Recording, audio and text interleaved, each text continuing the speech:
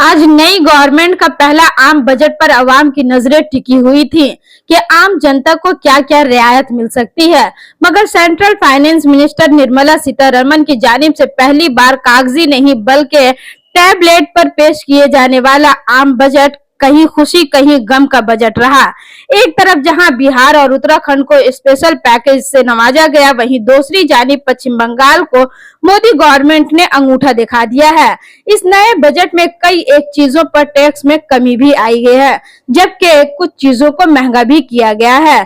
जी हां, आपको बताते चले कि इस नए बजट में सोना चांदी पर कस्टम ड्यूटी घटाकर 6% घटाया गया है, जिससे जेवरात की कीमत में कमी होगी। इसके अलावा कपड़ा, जूता, चप्पल, mobile phone, mobile charger, purse, PCB पर कस्टम ड्यूटी 15% घटा दी गई है, जिससे इन तमाम चीजों की कीमतों में काफी कमी आएगी। इसके अलावा सोलर सेल और सोलर पैनल के मैन्युफैक्चरिंग के सामान पर टैक्स में छूट दे दी गई है। प्लैटिनियम पे भी कस्टम ड्यूटी घटाकर अब 6.4% हो गई है, जिसके सबब इन तमाम चीजें सस्ता हो जाएगा। साथ ही सेहत पर ध्यान देते हुए कैंसर से जुड़ी 3 दवाओं पर कस्टम ड्यूटी हटा दी गई है। एक्सरे ट्यूब और फ्लैट पैनल पर भी टैक्स हटा दिया गया है। वहीं खुद से ना खत्म होने वाला प्लास्टिक पर 25% टैक्स बढ़ा दिया गया है, जिससे बाजार में कारोबारियों को दिक्कतों का सामना करना पड़ सकता है। इसके अलावा पीवीसी, फ्लेक्स, बैनर, इलेक्ट्रॉनिक साजो सामान, एक्वी इंस्ट्रूमेंट, अमोनियम नाइट्रेट के टैक्स को 15% से बढ़ाकर 20% कर दिया गया है। साथ ही 1 साल से ज्यादा शेयर रखने वाले को भी महंगा कर दिया गया है। Honorable Speaker, I present the budget for 24-25. Introduction. The people of India have reposed their faith in the government led by Honorable Prime Minister Shri Narendra Modi and re-elected it for a historic 3rd term under his leadership.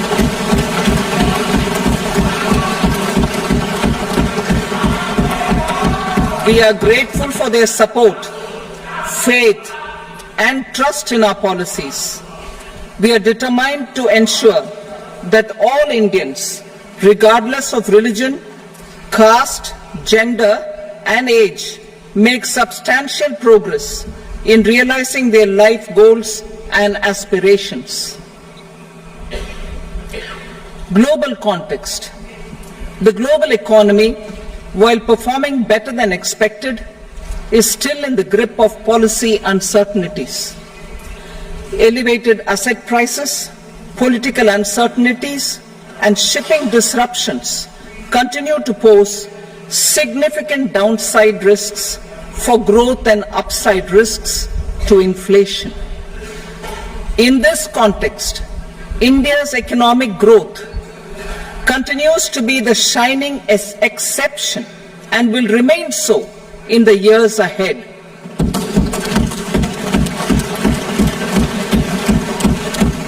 India's inflation continues to be low, stable, and moving towards the 4% target. Core inflation, that is non-food and non-fuel, currently is 3.1%. Steps are being taken to ensure supplies of perishable goods reach markets adequately. Interim budget. As mentioned in the interim budget, we need to focus on 4 major castes, namely the Garib, Mahilayen, Yuva, and Annadata, the poor, women, youth, and the farmer. For Annadata, we announced higher minimum support prices a month ago for all major crops, delivering on the promise of at least a 50% margin over costs. Pradhan Mantri Garib Kalyan Anna Yojana was extended for 5 years, benefiting more than 80 crore people. Administrative actions for approval and implementation of various schemes announced in the interim budget are well underway. The required allocations have been made. Budget theme. Turning attention to the full year and beyond in this budget, we particularly focus on employment, skilling, MSMEs, and the middle class. I am happy to announce the Prime Minister's package of 5 schemes and initiatives to facilitate employment, skilling, and other opportunities for 4.1 crore youth over a 5-year period, with a central outlay of 2 lakh crore rupees. I will speak about them shortly, while more details may be seen in the annexure. This year, I've made a provision of 1.48 lakh rupees, 1.48 lakh crore rupees for education, employment, and skilling. Budget priorities. The people have given a unique opportunity to our government to take the country on the path of strong development and an all-round prosperity. In the interim budget, we promise to present a detailed roadmap for our pursuit of Viksit Bharat.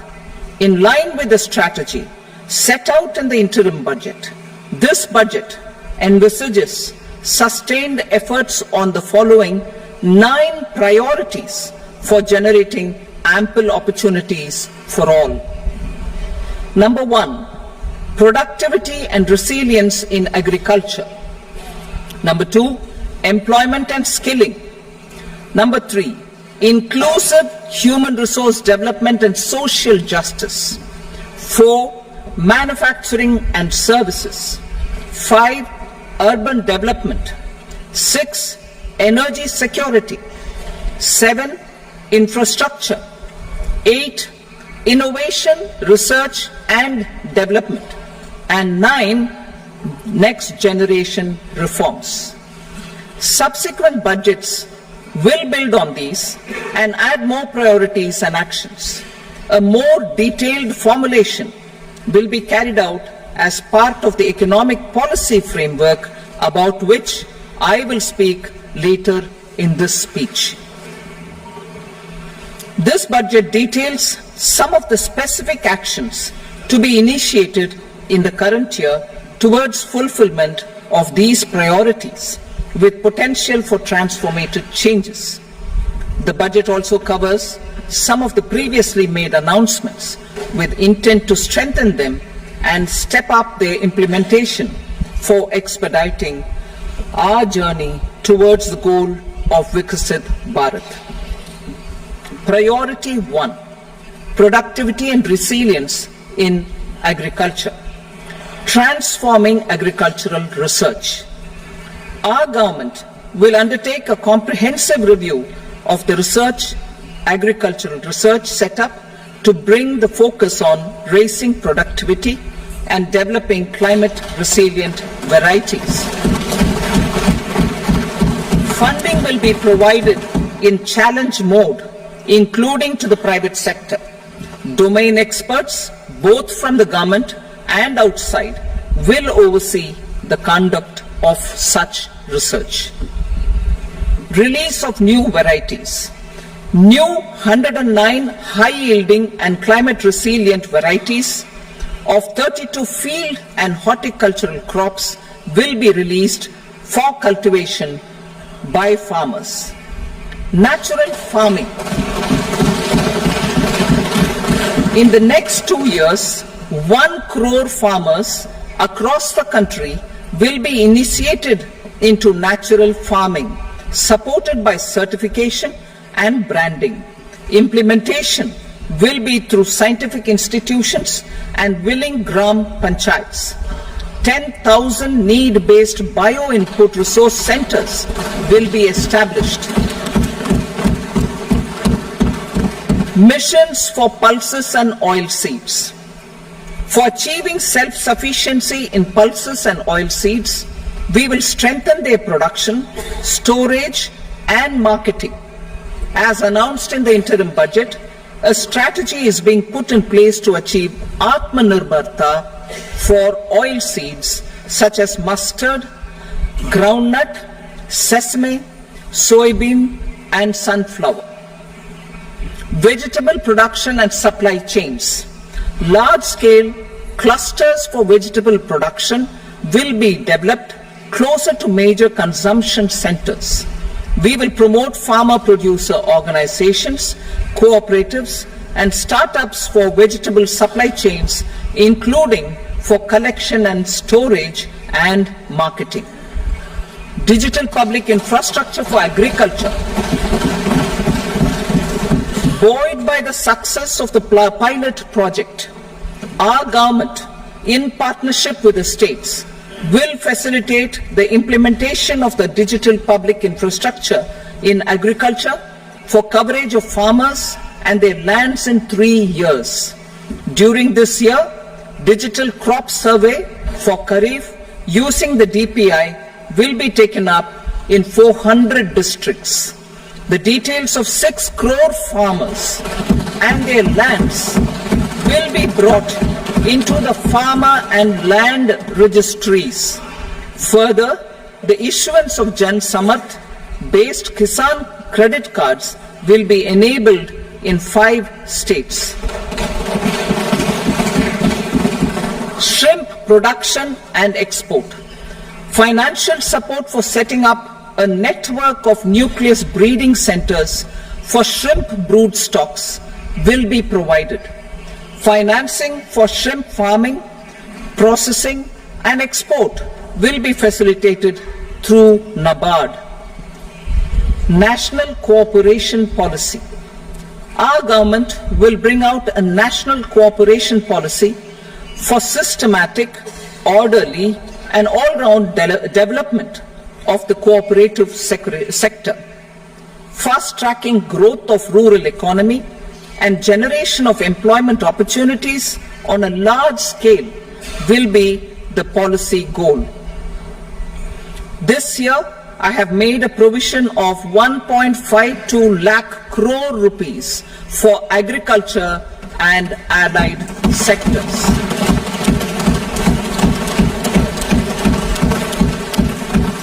Priority 2, employment and skilling. Employment-linked incentive.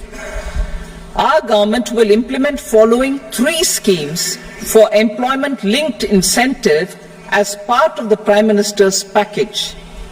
These will be based on enrollment in the EPFO and focus on recognition of first-time employees and support to employees and employers. Scheme A, first-timers. This scheme will provide 1 month wage to all persons newly entering the workforce in all formal sectors.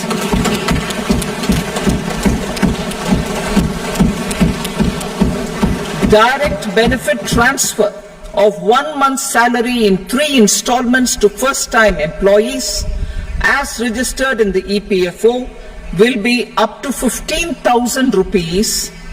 The eligibility limit will be a salary of 1 lakh per month. The scheme is expected to benefit 210 lakh youths.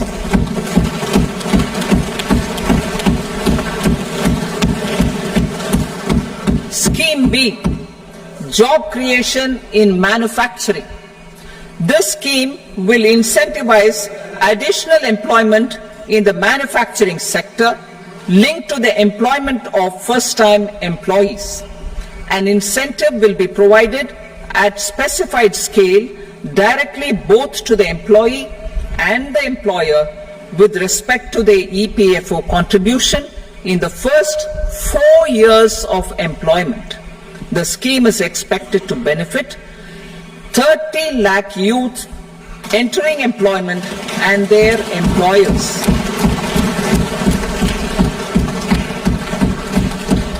Scheme C, support to employers. This employer-focused scheme will cover additional employment in all sectors. All additional employment within a salary of 1 lakh rupee per month will be counted.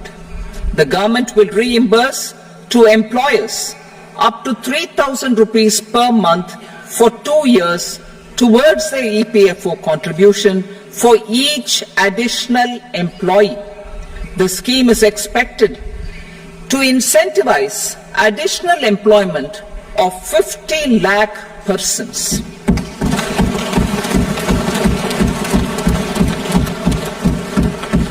Participation of women in the workforce. We will facilitate higher participation of women in the workforce through setting up of working women hostels in collaboration with industry and establishing creches. In addition, the partnership will seek to organize women-specific skilling programs and promotion of market access for women SHG enterprises. Skilling program. I'm happy to announce a new centrally sponsored scheme as the fourth scheme under the Prime Minister's package for skilling in collaboration with state governments and industry. 20 lakh youth will be skilled over a 5-year period.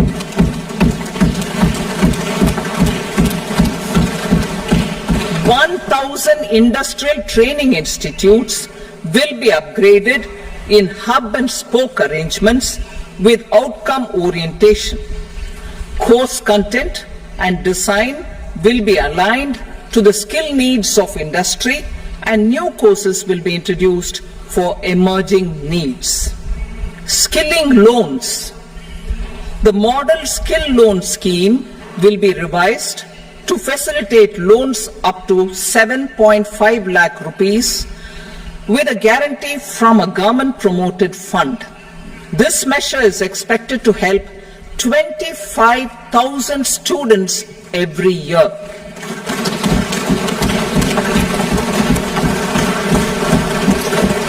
Education loans.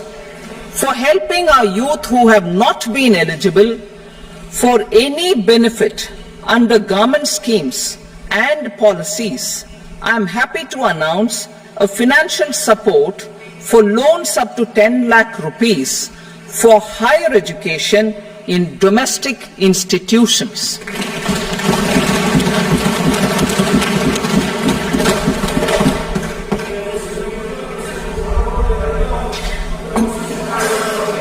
E-vouchers for this purpose. E-vouchers for this purpose will be given directly to 1 lakh students every year for annual interest subvention of 3% of the loan amount. Priority 3, inclusive human resource development and social justice, saturation approach. Our government is committed to all-round, all-pervasive and all-inclusive development of people, particularly farmers, youth, women and the poor. For achieving social justice comprehensively, the saturation approach of covering all eligible people through various programs, including those for education and health, will be adopted to empower them by improving their capabilities. Implementation of schemes meant for supporting economic activities by craftsmen, artisans, self-help groups, scheduled caste, scheduled tribe, and women entrepreneurs and street vendors such as the PM Vishwakarma, PM Swanidhi, National Livelihood Missions, and Stand Up India will be stepped up. Purvodaya. The states in the eastern part of the country are rich in endowments and have strong cultural traditions. We will formulate a plan, Purvodaya, for the all-round development of the eastern region of the country, covering Bihar, Jharkhand, West Bengal, Odisha, and Andhra Pradesh. This will cover human resource development, infrastructure, and generation of economic opportunities to make the region an engine to attain Vikasit Bharat. On the Amritsar-Kolkata Industrial Corridor, We will support development of an industrial node at Gaya. This corridor will catalyze industrial development of the eastern region. The industrial node at Gaya will also be a good model for developing our ancient centers of cultural importance into future centers of modern economy. This model shall showcase Vikas B, Virasat B in our growth trajectory. We will also support development of road connectivity projects, namely 1. Patna-Purnia Expressway, 2. Buxar-Bhagalpur Expressway, 3. Bodh Gaya, Rajgir, Vaishali and Darbhanga spurs, and 4. Additional 2-lane bridge over River Ganga at Buxar at a total cost of 26,000 crore rupees.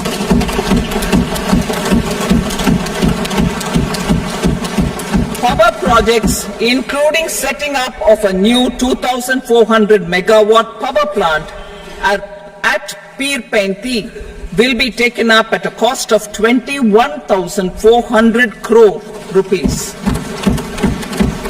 New airports, medical colleges, and sports infrastructure in Bihar will be constructed.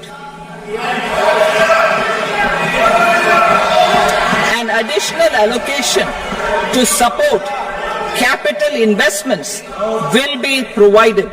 The requests of Bihar government for external assistance from multilateral development banks will be expedited.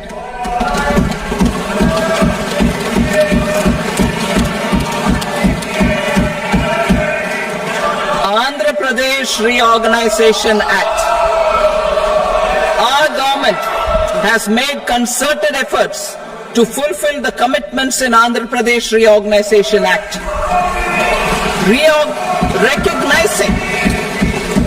Recognizing the state's need for the capital, recognizing the state's need for a capital, we will facilitate special financial support through multilateral development agencies. In the current financial year, 15,000 crore rupees will be arranged with additional amounts in future years.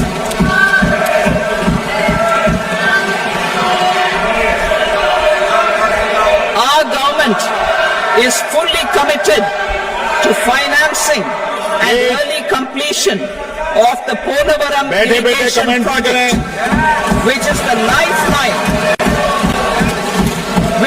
lifeline for Andhra Pradesh and its farmers. This will facilitate our country's food security as well. Under the Andhra Pradesh Reorganization Act, for promoting industrial development, funds will be provided for essential infrastructure such as water, power, railways and roads. In Kopparthi node on the Visakhapatnam-Chennai industrial corridor and Varavakal node on the Hyderabad-Bengaluru industrial corridor. An additional allocation will be provided this year towards capital investment for economic growth. Grants for backward regions of Rayalaseema, Prakasham, North Coastal Andhra, as stated in the Act, will be provided.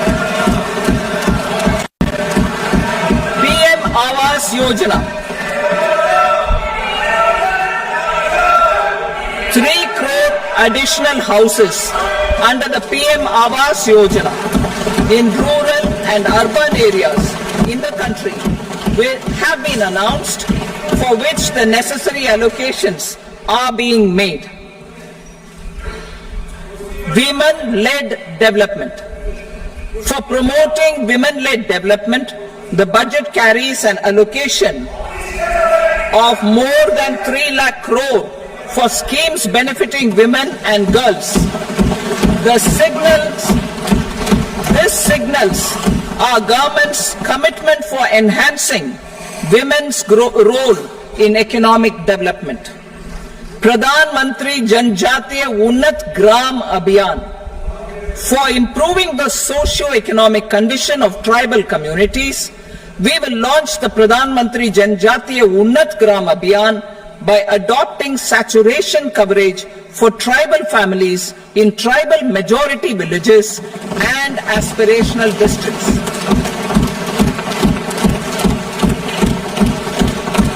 This will cover 63,000 villages benefiting 5 crore tribal people.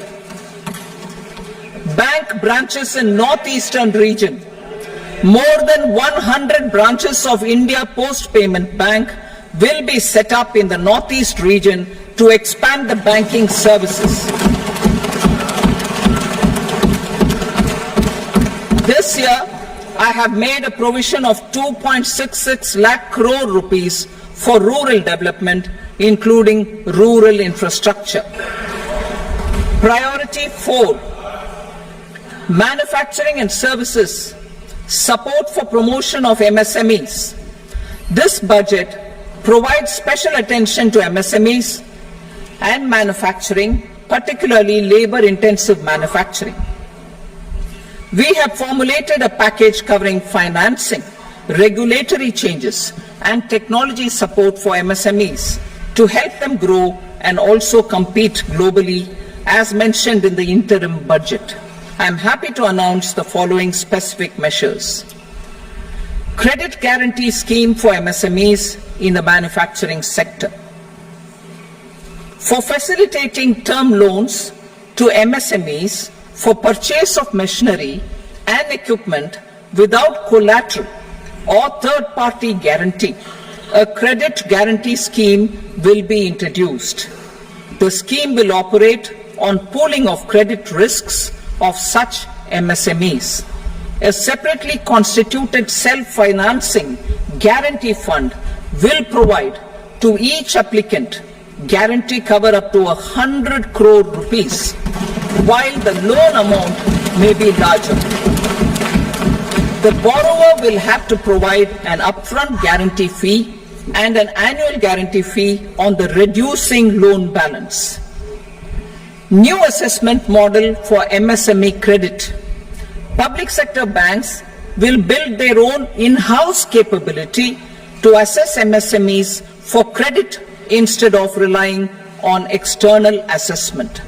They will also take a lead in developing or getting developed a new credit assessment model based on the scoring of digital footprints of the MSMEs in the economy. This is expected to be a significant improvement over the traditional assessment of credit eligibility based only on asset or turnover criteria. That will also cover MSMEs without a formal accounting system.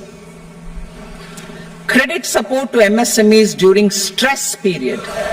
I'm happy to announce a new mechanism for facilitating continuation of bank credit to MSMEs during their stress period while being in special mention account, SMA stage, for reasons beyond their control. MSMEs need credit to continue their business and to avoid getting into the NPA stage. Credit availability will be supported through a guarantee from a government-promoted fund. Mudra loans. The limit of Mudra loans will be enhanced to 20 lakh from the current 10 lakh for those entrepreneurs who have availed and successfully repaid previous loans under the Tarun category. Enhanced scope for mandatory onboarding in TREDS. For facilitating MSMEs to unlock their working capital by converting their trade receivables into cash, I propose to reduce the turnover threshold of buyers for mandatory onboarding on the TREDS platform from rupees 500 crore to 250 crore rupees. This measure will bring 22 more CPSCs and 7,000 more companies onto the platform. Medium enterprises will also be included in the scope of the suppliers. SIDBI branches in MSME clusters. SIDBI will open new branches to expand its reach to serve all major MSME clusters within 3 years and provide direct credit to them. With the opening of 24 such branches this year, the service coverage will expand to 168 out of 242 major clusters. MSME units for food irradiation, quality and safety testing.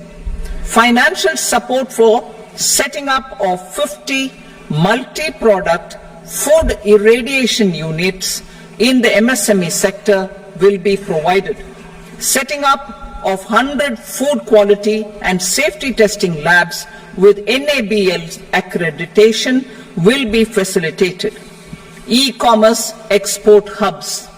To enable MSMEs and traditional artisans to sell their products in international markets, e-commerce export hubs will be set up in public-private partnership mode. These hubs, under a seamless regulatory and logistic framework, will facilitate trade and export-related services under one roof.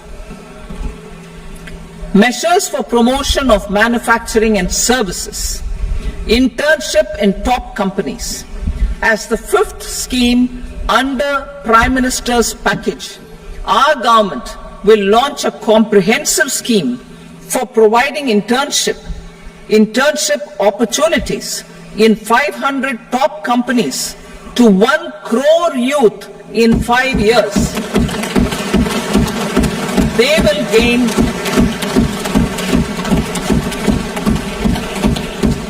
will gain exposure for 12 months to real-life business environment, varied professions and employment opportunities. An internship allowance of 5,000 per month, 5,000 rupees per month, along with a one-time assistance of 6,000 rupees will be provided. Companies will be expected to bear the training cost and 10% of their internship cost from their CSR funds. Industrial parks. Our government will facilitate development of investment-ready, plug-and-play industrial parks with complete infrastructure in or near 100 cities in partnership with the states and private sector by better using town planning schemes. 12 industrial parks under the National Industrial Corridor Development Program also will be sanctioned.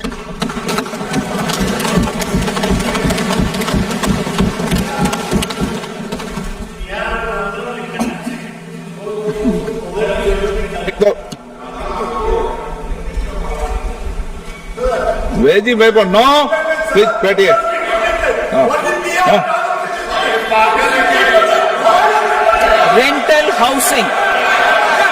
Rental housing with dormitory type accommodation for industrial workers will be, just 1 minute. Rental housing, I repeat, rental housing with dormitory type accommodation for industrial workers will be facilitated in PPP mode with VGF support and commitment from anchor industries. Shipping industry, ownership, leasing and flagging reforms will be implemented to improve the share of Indian shipping industry and generate more employment. Critical mineral mission. We will set up a critical mineral mission for domestic production, recycling of critical minerals and overseas acquisition of critical mineral assets. Its mandate will include technology development, skilled workforce, extended producer responsibility, extended producer responsibility framework and a suitable financing mechanism. Offshore mining of minerals. Our government will launch the auction of the first tranche of offshore blocks for mining, building on the exploration already carried out. Digital public infrastructure applications.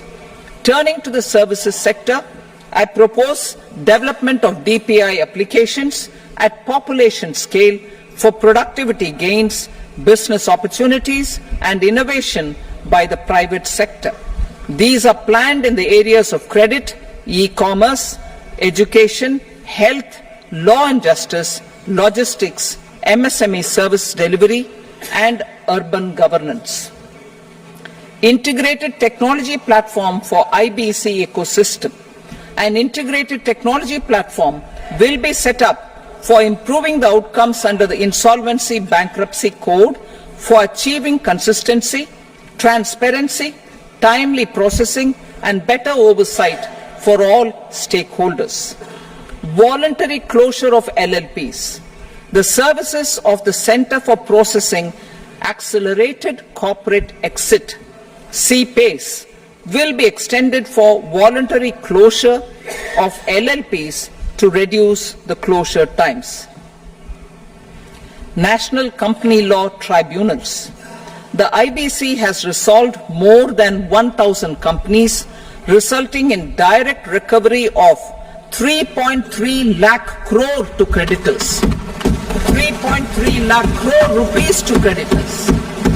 In addition, 28,000 cases involving over 10 lakh crore rupees have been disposed of even prior to admission. Appropriate changes to the IBC, reforms and strengthening of the tribunal and appellate tribunals will be initiated to speed up insolvency resolution. Additional tribunals will be established. Out of those, some will be notified to decide cases exclusively under the Companies Act.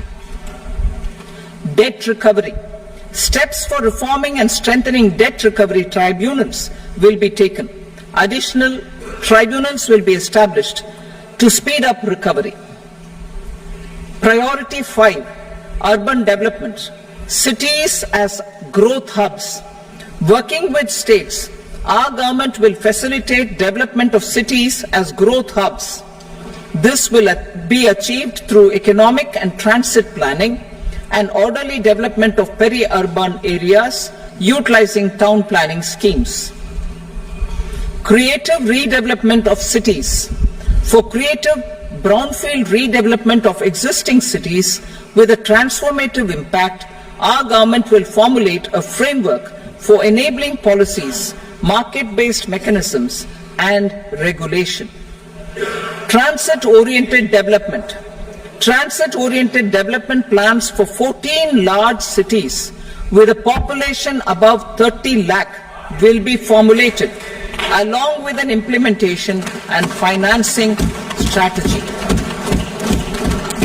Urban housing. Under the PM Awas Yojana, Urban 2.0, housing needs of 1 crore urban poor and middle class families will be addressed with an investment of 10 lakh crore rupees. This will include the central assistance of 2.2 lakh crore rupees in the next 5 years. A provision of interest subsidy to facilitate loans at affordable rates is also envisaged. In addition, enabling policies and regulations for efficient and transparent rental housing markets with enhanced availability will also be put in place. Water supply and sanitation. In partnership with state governments and multilateral development banks, we will promote water supply, sewage treatments, and solid waste management projects and services for 100 large cities through bankable projects. These projects will also envisage use of treated water for irrigation and filling up of tanks in nearby areas, street markets. Building on the success of PM Swanidhi scheme in transforming the lives of street vendors, our government envisions a scheme to support each year over the next 5 years the development of 100 weekly hearts or street food hubs in select cities. Stamp duty. We will encourage states which continue to charge high stamp duty to moderate the rates for all and also consider further lowering duties for properties purchased by women. This reform will be made an essential component of urban development schemes. Priority 6, energy security, energy transition. In the interim budget, I had announced our strategy to sustain high and more resource efficient economic growth, along with the energy security in terms of availability, accessibility, and affordability. We will bring out a policy document on appropriate energy transition pathways that balances the imperatives of employment, growth, and environmental sustainability. PM Surya Ghar Muft Bijli Yojana. PM Surya Ghar Muft Bijli Yojana. In line with the announcement in the interim budget,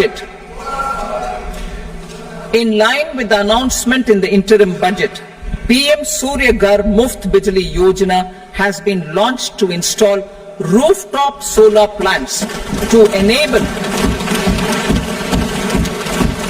1 crore households obtain free electricity up to 300 units every month. The scheme has generated remarkable response with more than 1.28 crore registrations and 14 lakh applications, and we will further encourage it. Pumped storage policy. A policy for promoting pumped storage projects will be brought out for electricity storage and facilitating smooth integration of the growing share of renewable energy with its variable and intermittent nature in the overall energy mix.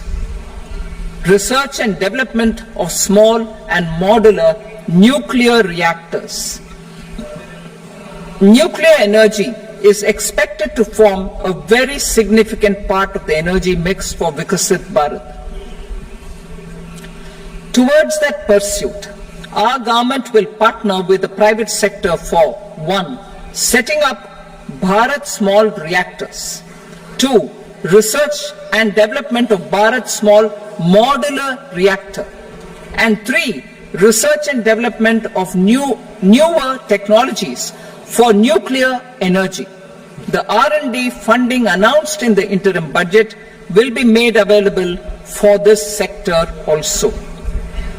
Advanced ultra supercritical thermal power plants. The development of indigenous technology for advanced ultra supercritical thermal power plants with much higher efficiency has been completed. A joint venture between NTPC and BHEL will set up a full-scale 800 megawatt commercial plant using AUSC technology. The government will provide the required fiscal support. Moving forward, development of indigenous capacity for the production of high-grade steel and other advanced metallurgy materials for these plants will result in strong spin-off benefits for the economy. Roadmap for hard-to-abate industries. A roadmap for moving the hard-to-abate industries from energy efficiency targets to emission targets will be formulated.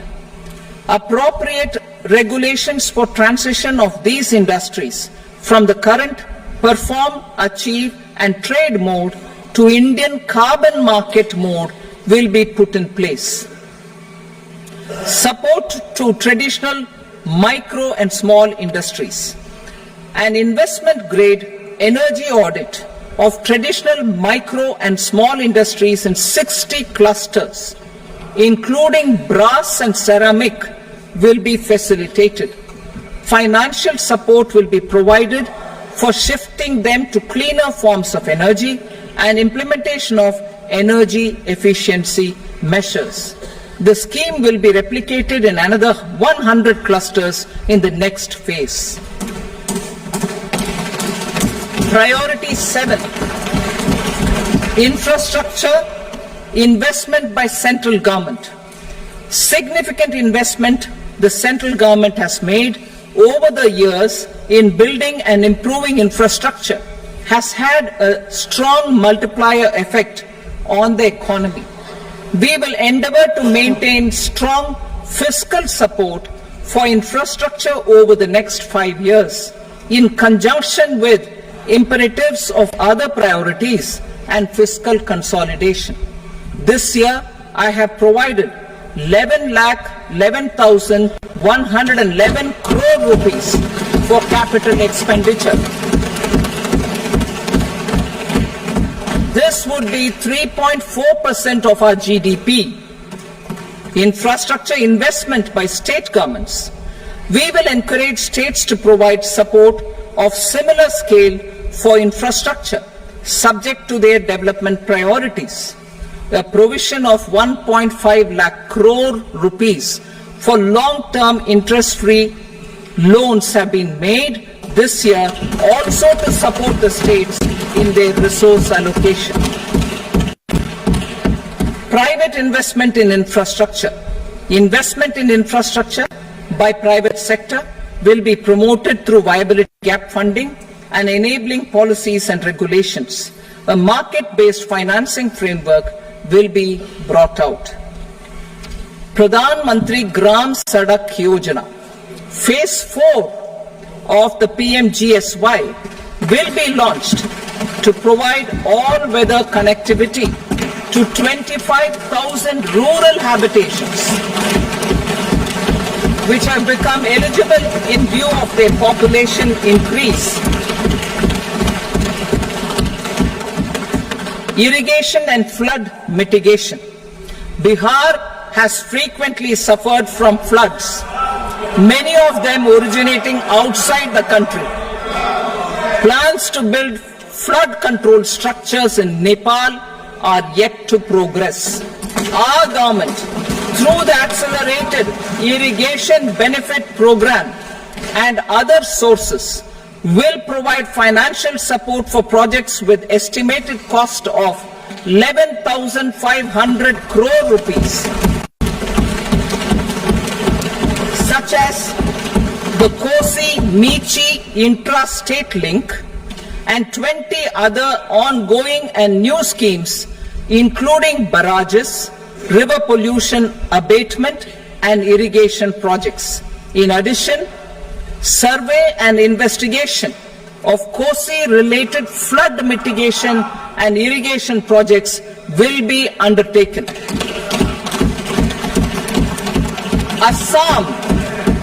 Assam grapples with floods every year by the Brahmaputra River and its tributaries originating outside India. We will provide assistance to Assam for flood management and related projects.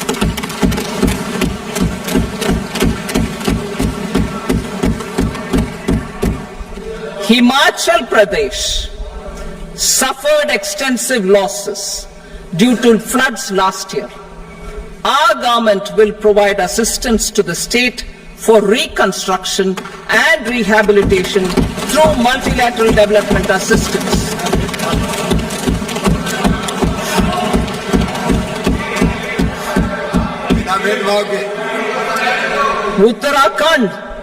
Uttarakhand too suffered losses due to cloudbursts and massive landslides. We will provide assistance to the state. Recently, Sikkim witnessed devastating flash floods and landslides that wreaked havoc across the state, our government will provide assistance to the state. Tourism. Tourism has always been a part of our civilization. Our efforts in positioning India as a global tourist destination will also create jobs, stimulate investments, and unlock economic opportunities for other sectors.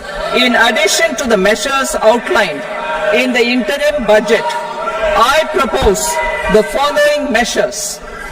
Vishnupad Temple at Gaya and Mahabodhi Temple at Bodh Gaya in Bihar are of immense spiritual significance. Comprehensive development of Vishnupad Temple Corridor and Mahabodhi Temple Corridor will be supported, modeled on the successful Kashi Vishwanath Temple Corridor to transform them into world-class pilgrim and tourist destinations. Rajgir holds immense religious significance for Hindus, Buddhists and Jains. The 20th Tirthankara Muniswarata Temple in the Jain temple complex is ancient. The Saptarishi or the 7 hot springs form a warm water Brahmkund that is sacred. A comprehensive development initiative for Rajgir will be undertaken. Our government will support the development of Nalanda as a tourist center, besides reviving Nalanda University to its glorious stature. Odisha's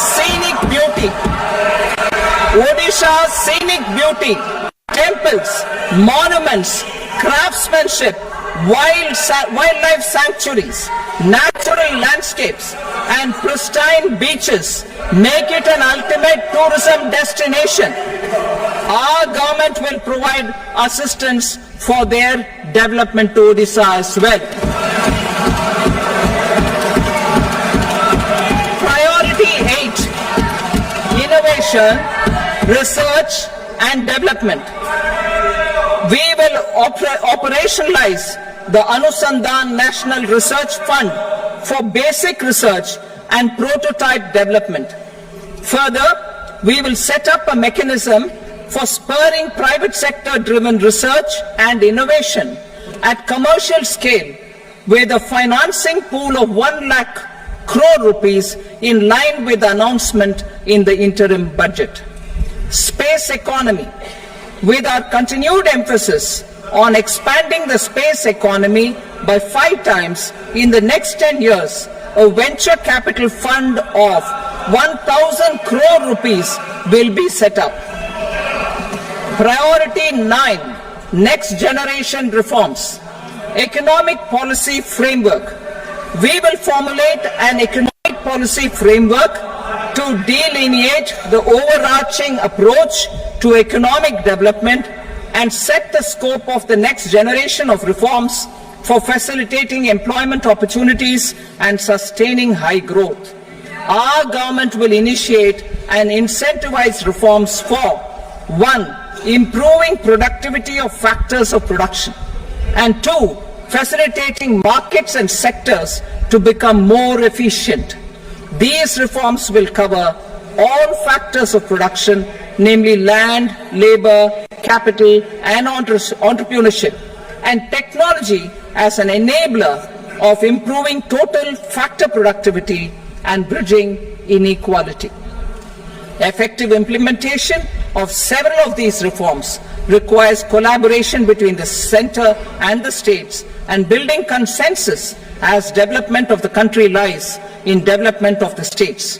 For promoting competitive federalism and incentivizing states for faster implementation of reforms, I propose to earmark a significant part of the 50-year interest-free loan.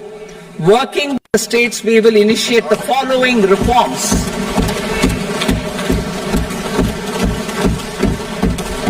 land-related reforms and actions, both in the rural and urban areas, will cover land administration, will cover 1. Land administration, planning and management, and 2.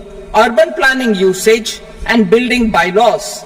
These will be incentivized for completion within the next 3 years through appropriate fiscal support. Rural land-related actions. Rural land-related actions will include 1. Assignment of unique land parcel identification number, UL PIN, or Bhu Aadhaar for all lands. 2. Digitization of cadastral maps. 3. Subdivisions, survey of map subdivisions as per current ownership.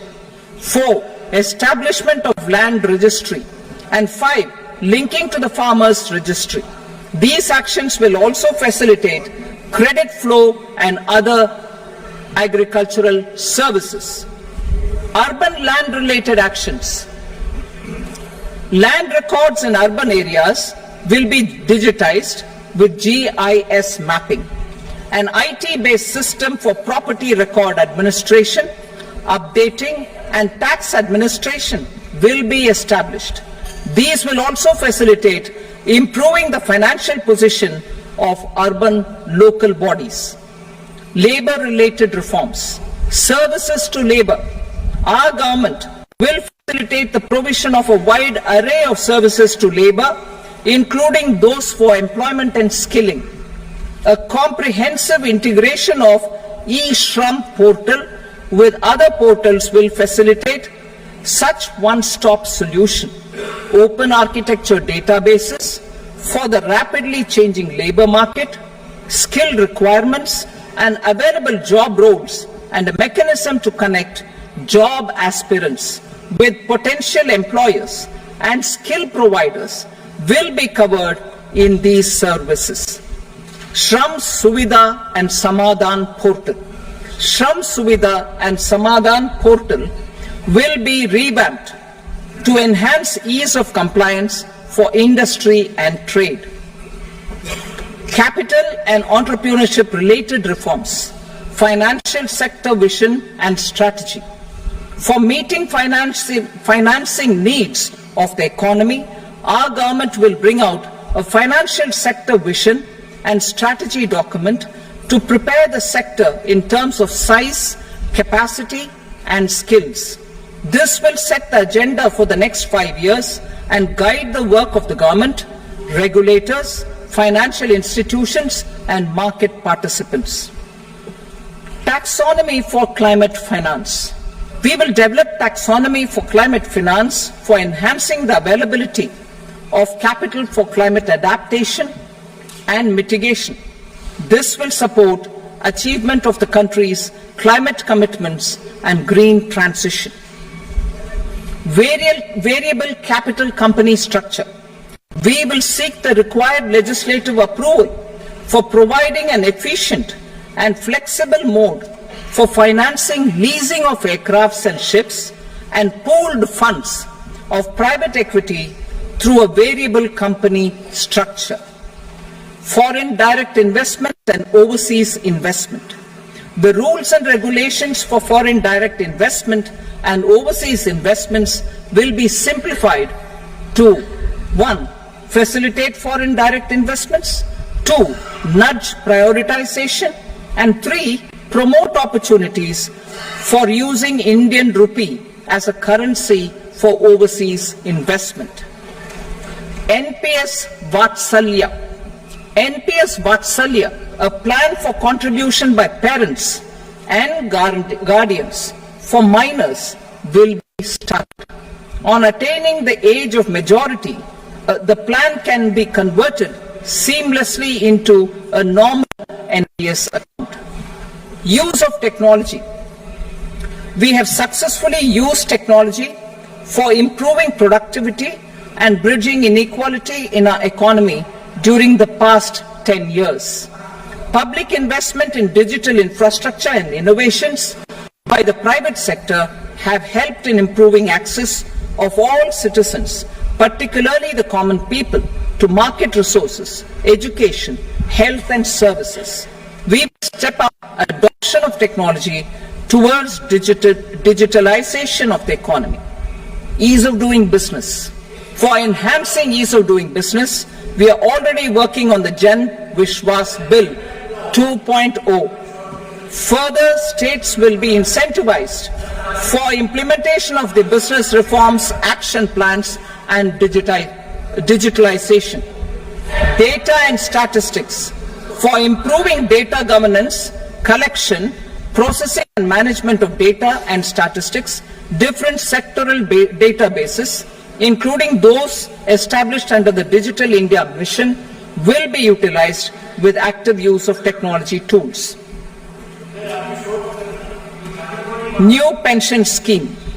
The committee to review the NPS has made considerable progress in its work. I am happy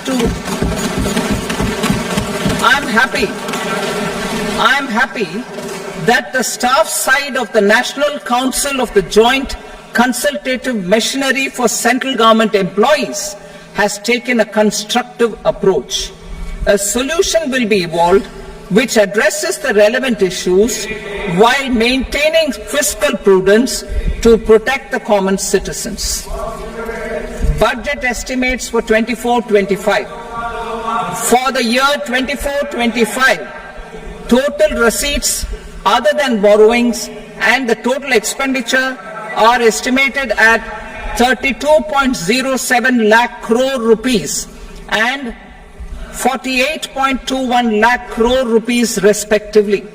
The net tax receipts are estimated at 25.83 lakh crore rupees.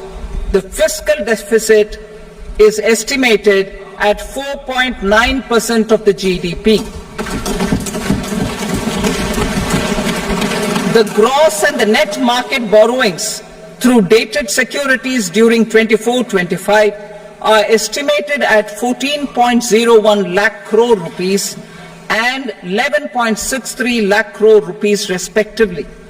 Both will be less than that in 23-24. The fiscal consolidation path announced by me in 2021 has served our economy very well, and we aim to reach the deficit below 4.5% next year. The government is committed to staying the course. From 2026-27 onwards, our endeavor will be to keep the fiscal deficit each year such that the central government's debt will be on a declining path as percentage of GDP. I will now move to Part B.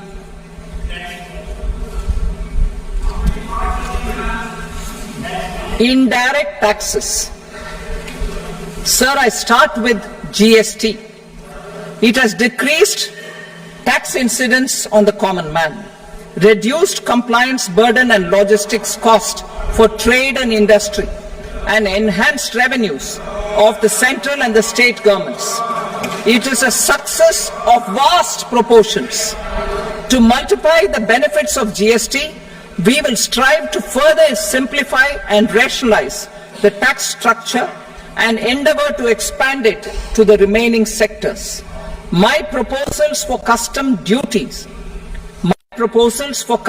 duties intend to support domestic manufacturing, deepen local value addition, promote export competitiveness, and simplify taxation while keeping the interest of the general public and consumers surmount. In Budget 22-23, we reduced the number of customs duty rates. I propose to undertake a comprehensive review of the rate structure over the next 6 months to rationalize and simplify it for ease of trade, removal of duty inversion, and reduction of disputes. I shall now take up sector-specific customs duty proposals. Medicine and medical equipments.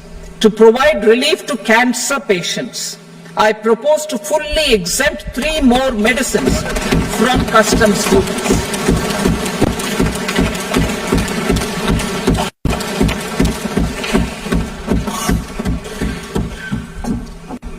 I also propose changes in the BCD on X-ray tubes and flat panel detectors for use in medical X-ray machines under the phased manufacturing program so as to synchronize them with the domestic capacity addition. Mobile phone and related parts. With a threefold increase in domestic production and almost 100-fold jump in exports of mobile phones over the last 6 years, the Indian mobile industry has matured.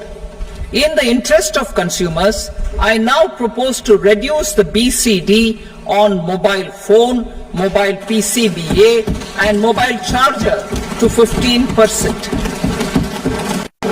Critical minerals. Minerals such as lithium, copper, cobalt and rare earth elements are critical for sectors like nuclear energy, renewable energy, space, defense, telecommunications and high-tech electronics. I propose to fully exempt customs duties on 25 critical minerals and reduce BCD on 2 of them. This will provide a major fillip to the processing and refining of such minerals and help secure their availability for these strategic and important sectors. Solar energy. Energy transition is critical in the fight against climate change. To support energy transition, I propose to expand the list of exempted capital goods for use in the manufacture of solar cells and panels in the country.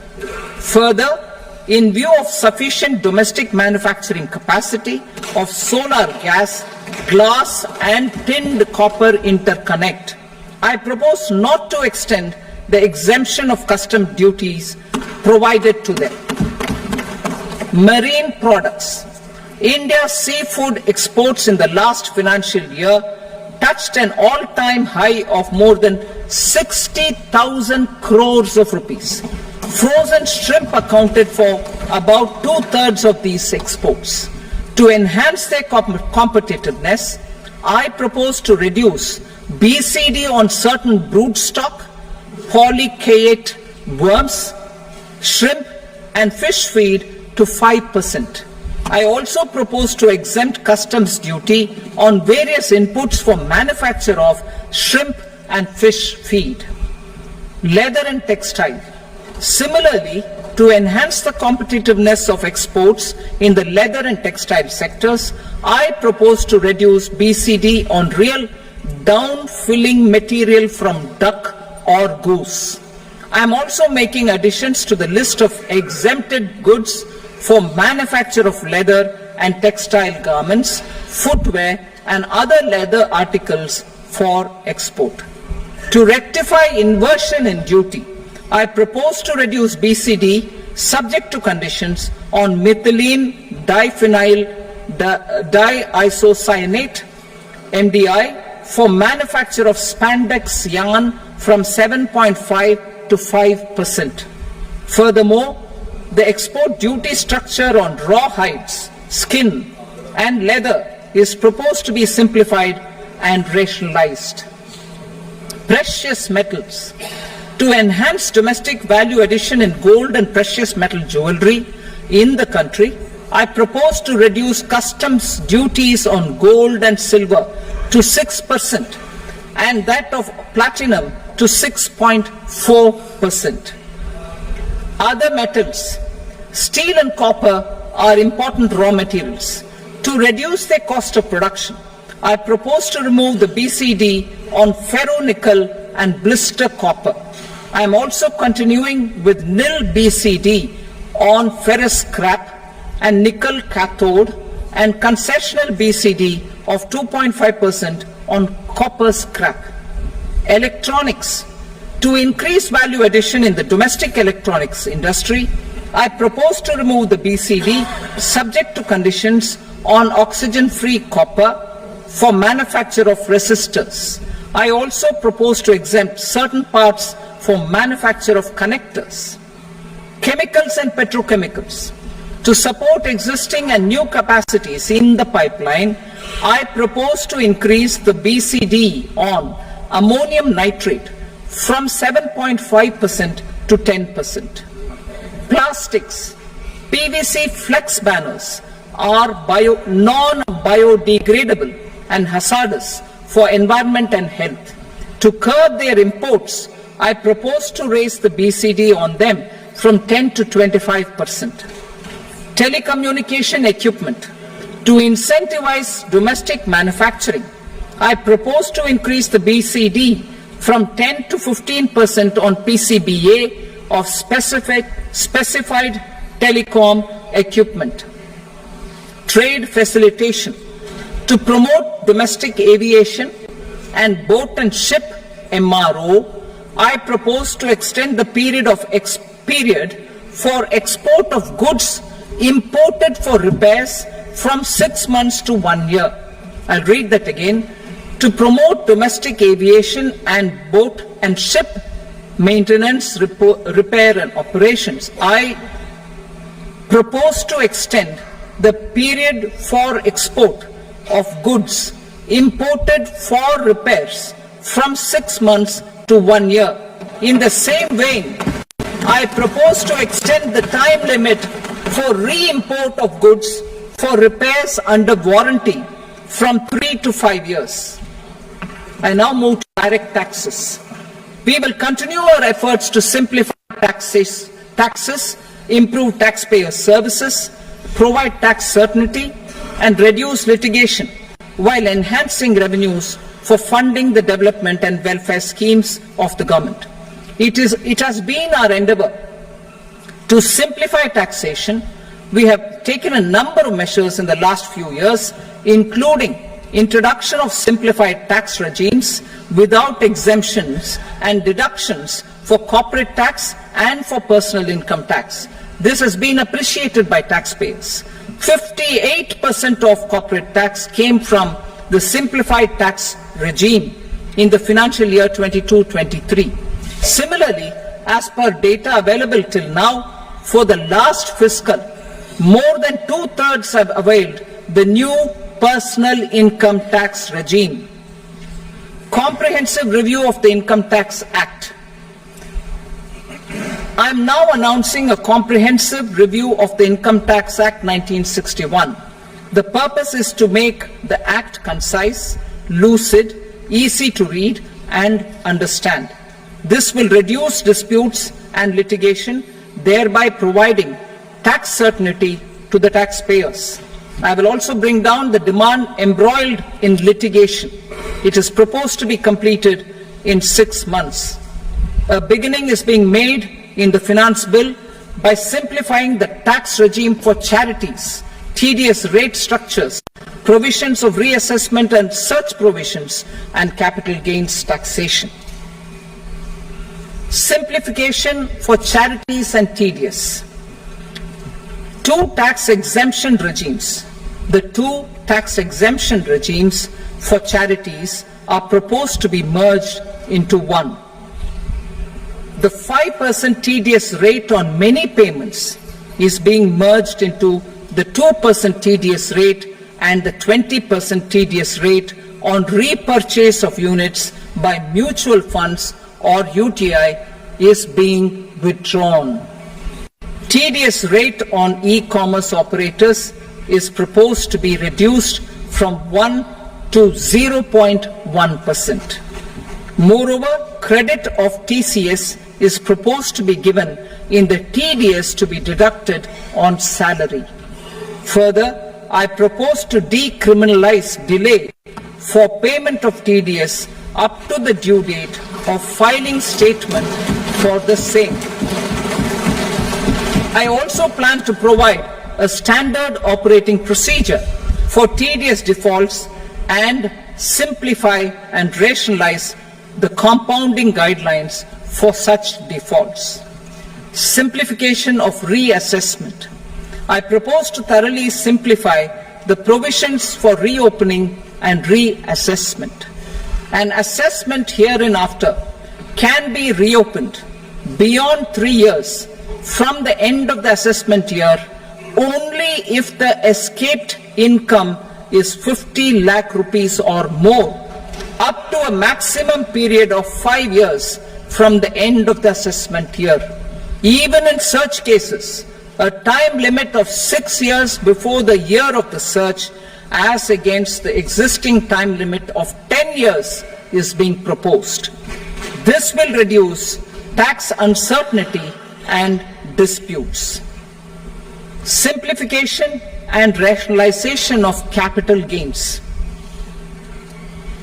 Capital gains taxation is also proposed to be hugely simplified. Short-term gains on certain financial assets shall henceforth attract a tax rate of 20%, while that on all other financial assets and all non-financial assets shall continue to attract the applicable tax rate. Long-term gains on all financial and non-financial assets, on the other hand, will attract a tax rate of 12.5%. For the benefit of the lower and the middle income classes, I propose to increase the limit of exemption of capital gains on certain financial assets to 1.25 lakh rupees per year. Listed financial assets held for more than a year will be classified as long-term, while unlisted financial assets and all non-financial assets will have to be held for at least 2 years to be classified as long-term. Unlisted bonds and debentures, debt mutual funds and market-linked debentures, irrespective of holding period, however, will attract tax on capital gains at applicable rates. Taxpayer services. All the major taxpayer services under GST and most services under customs and income tax have been digitalized. All remaining services of customs and income tax, including rectification and order giving effect to appellate orders, shall be digitalized and made paperless over the next 2 years. Litigation and appeals. While our concerted efforts to reduce pendency of appeals at various appellate fora are beginning to show good results, it will continue to engage our highest attention. To dispose of the backlog of first appeals, I plan to deploy more officers to hear and decide such appeals, especially those with large tax effect. For resolution of certain income tax disputes pending an appeal, I am also proposing Vivad Se Vishwas Scheme 2024. Further, I propose to increase monetary limits for filing appeals related to direct taxes, excise and service tax in the tax tribunals, high courts and Supreme Court to 60 lakh rupees, 2 crore rupees and 5 crore respectively, with a view to reduce litigation and provide certainty in international taxation. We will expand the scope of safe harbor rules and make them more attractive. We will also streamline the transfer pricing assessment procedure. Employment and investment. I have a few proposals to promote investment and foster employment. First of all, to bolster the Indian startup ecosystem, boost the entrepreneurial spirit, and to support innovation, I propose to abolish the so-called angel tax for all classes of investors. Second, there is tremendous potential for cruise tourism in India. To give a fillip to this employment-generating industry, I am proposing a simpler tax regime for foreign shipping companies operating domestic cruises in the country. Third, India is a world leader in the diamond cutting and polishing industry, which employs a large number of skilled workers. To further promote the development of this sector, we would provide for safe harbor rates for foreign mining companies selling raw diamonds in the country. Fourth, to attract foreign capital for our development needs, I propose to reduce the corporate tax rate on foreign companies from 40 to 35%. Deepening the tax base. I have a couple of proposals for deepening the tax base. First, security transaction tax on futures and options of securities is proposed to be increased to 0.02% and 0.1% respectively. Second, for reasons of equity, I propose to tax income received on buyback of shares in the hands of recipients. Other proposals. To improve social security benefits, deduction of expenditure by employers towards NPS is proposed to be increased from 10 to 14% of the employee's salary. Similarly, deduction of this expenditure up to 14% of salary from the income of employees in private sector, public sector banks and undertakings opting for the new tax regime is proposed to be provided. Indian professionals working in multinationals get ESOPs and invest in social security schemes and other movable assets abroad. Non-reporting of such small foreign assets has penal consequences under the Black Money Act. Such non-reporting of movable assets up to 20 lakh rupees is proposed to be depenalized.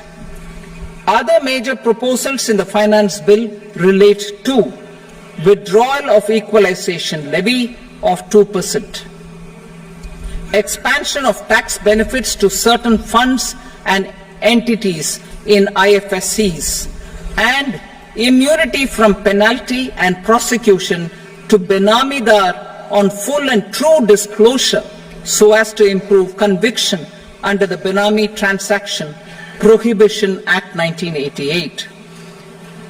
Personal income tax. Coming to personal income tax rates, I have two announcements to make for those opting for the new tax regime. First, the standard deduction for salaried employees is proposed to be increased from 50,000 to 75,000 rupees.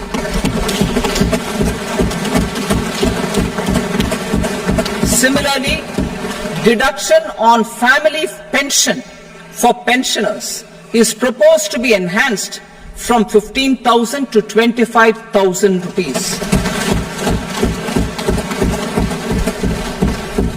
This will provide relief to about 4 crore salaried individuals and pensioners.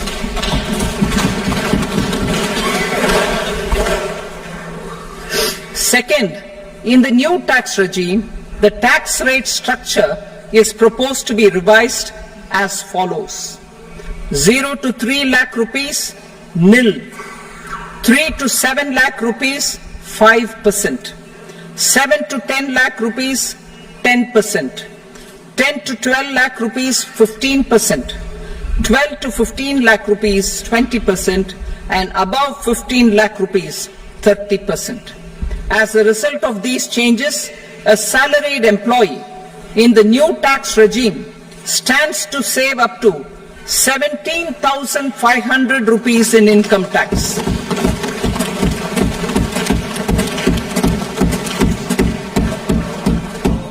Apart from these, I am also making some other changes as given in the annexure. As a result of these proposals, revenue of about 37,000 crore, that is 29,000 crore in direct taxes and 8,000 crore in indirect taxes will be foregone, while revenue of about 30,000 crore rupees will be additionally mobilized. Thus, the total revenue foregone is about 7,000 crores annually. Mr. Speaker, sir, with this, I commend the budget to this august House. Jai Hind.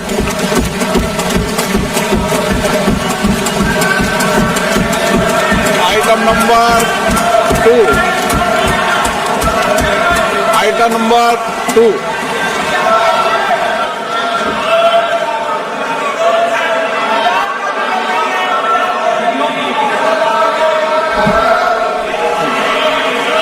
2. Sir, with your permission, I rise to lay on the table the following statements under Section 3 of the Fiscal Responsibility and Budget Management, FRBM Act 2003, Medium-Term Fiscal Policy cum Fiscal Policy Strategy Statement and Macroeconomic Framework Statement. Item number 3. Sir, with your permission, I rise to move for leave to introduce the Finance Number 2 Bill 2024. प्रश्न ये कि विधेयक को पुनर्स्थापित करने की अनुमति प्रदान की जाए। जो सदस्य इसके पक्ष में हाँ कहें, जो सदस्य विरोध में ना कहें। मेरे विचार में निर्णय हाँ वालों के पक्ष में अनुमति प्रदान की जाती है। माननीय मंत्री जी, अब विधेयक पुनर्स्थापित करें। Sir, I introduce the bill. Item number 4। The Union Territory of Jammu and Kashmir budget. Sir, I rise to present a statement, Hindi and English versions, of the estimated receipts and expenditure of the Union Territory of Jammu Kashmir for the year 24-25. सभा की कार्रवाई कल बुधवार दिनांक 24 जुलाई 2024 को प्राप्त 11 बजे तक के लिए स्थगित की जाती है।